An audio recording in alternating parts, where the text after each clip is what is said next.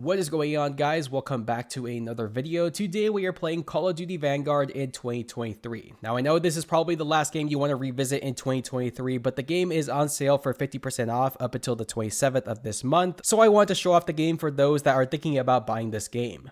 However, there are some big changes that I need to point out before we actually get into playing the game. With the release of Modern Warfare 2, Activision disabled ranked play for Vanguard and Black Ops Cold War. So even though it's still here in the main menu, you can't actually play it. As you can see, I'm trying to play it, not happening. All you could do is go into your loadouts and your operators and all that stuff and look at your progress, but you can't actually play competitive. So that kind of sucks.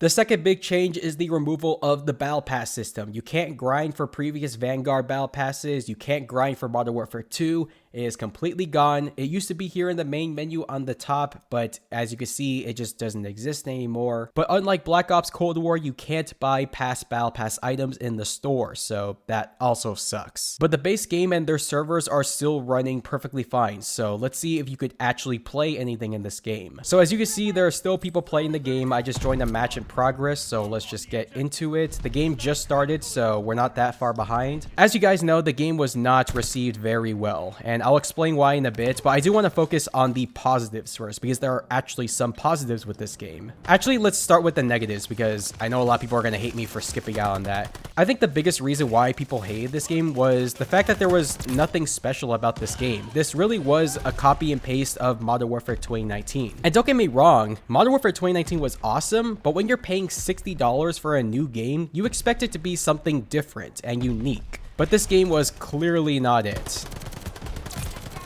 I'm killing all your dogs. And as someone who didn't really like Modern Warfare 2019, that really affected my my review on this game, because if you didn't like Modern Warfare 2019, you weren't gonna like this game. Oh Jesus. Oh my god, look at all those nades. Aside from the game being a clear copy and paste of Modern Warfare 2019, I think another change that people didn't like was the fact that this was a World War II shooter trying to be something else that wasn't World War II related. So clearly the environment is supposed to be World War II, but then you had things like anime skins, people decked out in tech suits that just didn't fit the World War II setting, and it just messed with people's heads. Like, this is supposed to be World War II, not like the future setting that from other games. Yeah, so that match was pretty quick, but back to what I was saying. What was I saying before? Right, okay, so the skins. So there were a lot of like controversial skins within this game. It's supposed to be a World War II shooter, but it just didn't look like it. The environment was, but the people weren't. So you had things like Al-Assad, which is a Modern Warfare character, and in the name Modern, he should not exist in this game. He should not exist. And then you had this, like this tech skeleton guy. And I believe they added one more character from another game. Where is she? Yeah, and they added Sarah from Black Ops 3 into a World War II shooter. Don't get me wrong, she's hot as fuck and I want her to step on me, but she does not belong here. Oh boy, mayhem. It's in the name. This is going to be chaos. And another weird skin. Why is that even here? That does not fit World War II. There we go. Triple. Quad. Oh, I can't climb up that? What? They're all spawning in the back here for some reason.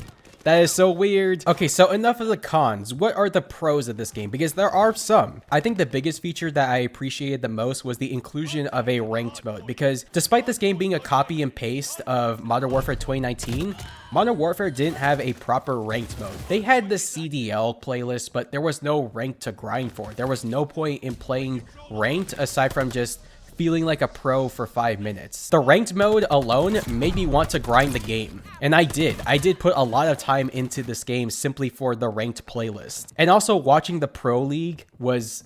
It was so satisfying. It was such a fun experience. I'm not even joking. It was awesome watching Call of Duty Vanguard pro play. In fact, the Pro League was so fun to watch that I actually watched all of the majors and I attended the grand finals. So I did see LA Thieves completely destroy Atlanta FaZe, and I saw them lift the trophy in Los Angeles, and it was a blast to watch. That's something that I will never forget. So yeah, the competitive side of Call of Duty actually saved my enjoyment with this game. It was a lot of fun to play competitively. I loved watching the game, and if you haven't watched anything from that era of Call of Duty League, I would recommend you watch at least the grand finals of each major. Those were always fun to watch. This might be a hot take, but I do think that the reason why these games kind of sucked was because Call of Duty and Activision was prioritizing Warzone, which unfortunately makes sense because Warzone is their most successful title to this day, so they're going to focus on that instead of some generic World War II shooter that isn't even a World War II shooter. It could also be the reason why all the cosmetics were not World War II related, because if you really think about it,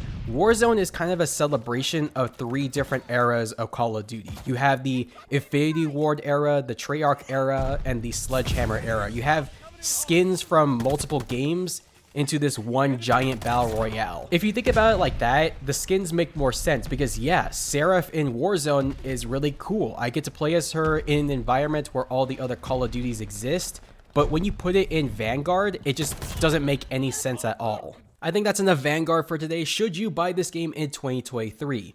Well, that actually depends on the person. If you're someone who has never touched Modern Warfare 2019 at all, this might be a good pickup because it would be a genuinely unique experience. But if you're someone who did play Modern Warfare 2019, just stick to that. There's nothing unique about this game, especially now that there's no ranked mode or a battle pass to grind for. So that is going to be it for today's video. What are your guys' thoughts on Call of Duty Vanguard? Let me know down in the comments below. I hope you enjoyed the video. Leave a like, subscribe for more content, and I'll talk to you all later.